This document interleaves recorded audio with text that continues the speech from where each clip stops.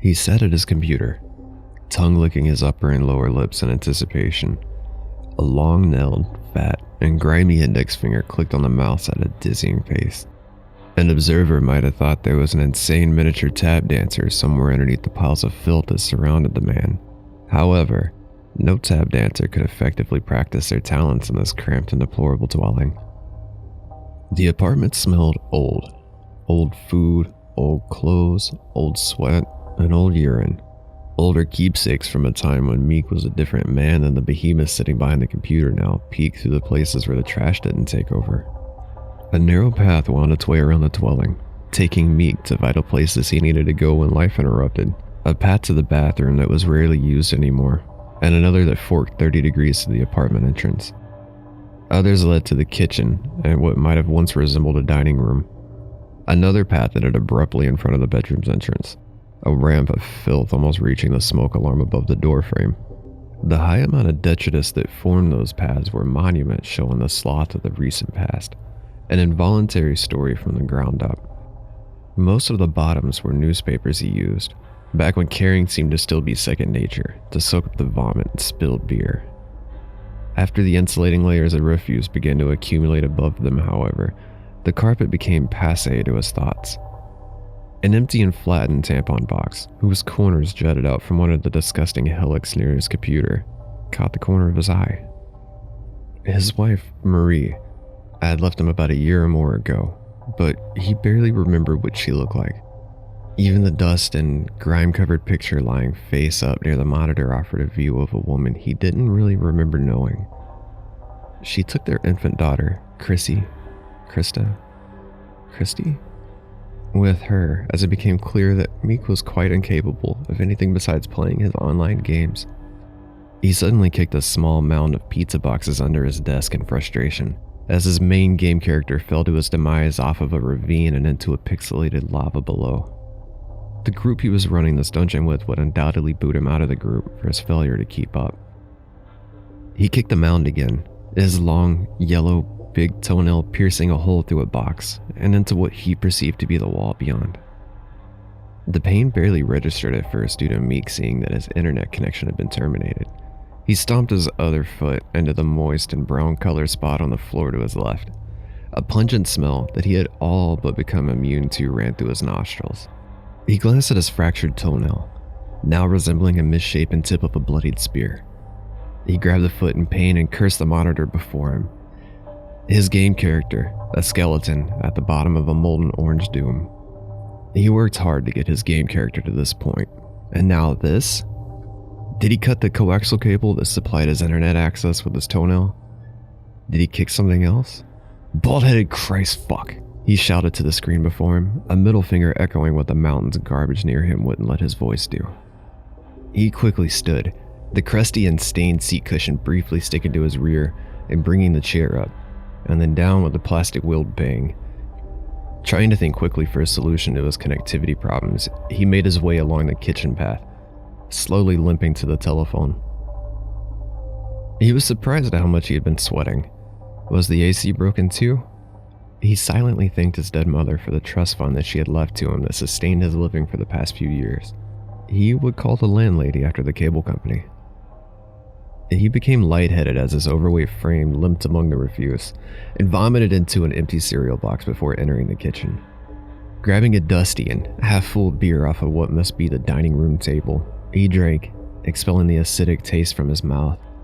He dry heaved from the taste of the old beer, thankful that the taste of the puke no longer lingered. He hadn't used the phone in ages. No need to, really. He used both hands to claw through some hamburger wrappers and matted paper towels to where he finally estimated his phone would be. Several cockroaches scampered away at his touch, their surreptitious duties temporarily on hiatus. He was correct in his assumption of where the phone should be. He was incorrect by thinking the phone was still there, however. He faintly remembered Marie saying how the phone's ringer would wake up the baby at night. Since they could only afford a one-bedroom place at the time, the kid had to sleep in the living room, and since they both had cell phones at the time, the home phone was redundant. So, did she move it? Put it away? Throw it out? Fuck me, he said as he picked a small, itchy brown piece of crust from the back of his leg, clawing at the skin underneath. His toe was bleeding worse now. The toenail much worse than he thought as he examined it in the brighter light of the kitchen. The nail cracked vertically, all the way down, apparently breaking beneath the skin as well. His toe was easily twice the size it had been before his Gimpy trekked to the kitchen, a sickly wetting of purple and yellow. Meek didn't know the first place to look if Marie put it away somewhere, and quite frankly, he didn't feel like digging through any more mounds to look. Another option was the bedroom. There was a landline connection there. Maybe it was buried somewhere in there. His desire to get back to his game, coupled with his throbbing foot, prodded him to get back and look. He wobbled along the bedroom path, straight down the hallway, the carpet he trod on making sickening wet sounds. He paused for a glance into the bathroom he stopped using months ago. A brown canonical shape of a solid brown and green substance protruding from the grimy toilet. He could see several flies tending to their young among the shape, buzzing with parental defense as they sensed Meek's presence. Matted balls of toilet paper stood knee-high, occasionally broken by the mouths of empty beer bottles. The bottle tops almost looked like brown mouths drowning in a sea of disgust. Smears and handprints of a darker color lined the tiled walls. A picture hung by the entrance of the bathroom. Meek and Marie, standing in front of the lake at Epcot Center.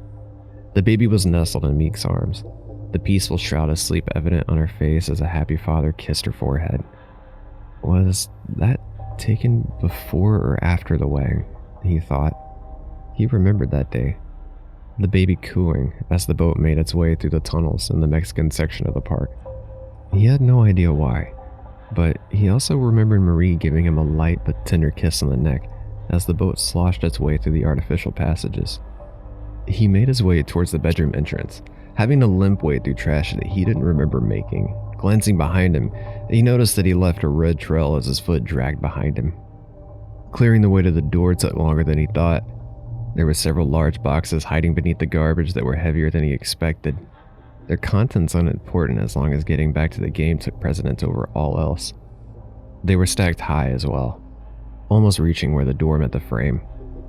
Throwing the last box behind him down the hallway with a grunt, he grabbed the doorknob and tried to open the bedroom door. It was locked. After several minutes of determination, a few pulls from his obese frame, and many curses of frustration, the door gave way, splintering the frame and showering Meek's forearm with wooden debris. The room was dark, cool, and surprisingly clean. The light shone from the hallway behind him, exposing the motes of dust that chaotically danced at the door being thrust open. Had he really not come in here at all over that year or two? The carpet was the perfect beige it was when his family moved in a few years ago.